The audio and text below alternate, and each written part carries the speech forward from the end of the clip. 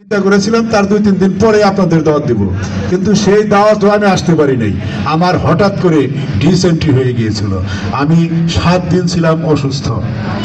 এই রোজার সময় আমরা বোধহয় জিএমপিএমদের নিয়ে একটি ইফতারের আয়োজন করেছিলাম যে ওনাদের সাথে মত বিনিময় পরে আপনাদের সাথে বসবো রোজার মধ্যেই, কিন্তু আমার এই অসুস্থ হয়ে যাওয়ার কারণে ওই মিটিংও আমি আসতে পারি নাই, ওই ইফতার পার্টিতেও আমি আসতে পারি নাই।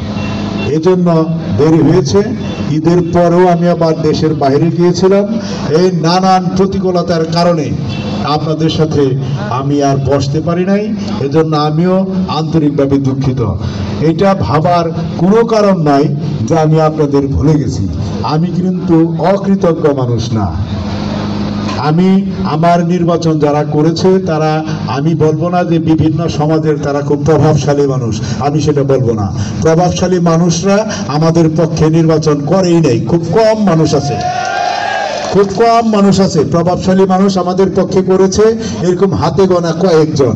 কিন্তু অন্যান্য প্রার্থীদের সাথে অনেক প্রভাবশালী ব্যক্তিরা ছিলেন। আমি কালকে একটি বক্তৃতায় বলেছি, প্রভাবশালীদের ভিড়ে আমার যারা নির্বাচন করেছে তারা অনেকেই কাছে আসতে পারে না, কারণ তারা সমাজের এরকম প্রভাবশালী মানুষ না। তার মানে এই না তাদের আমি ভুলে গেছি।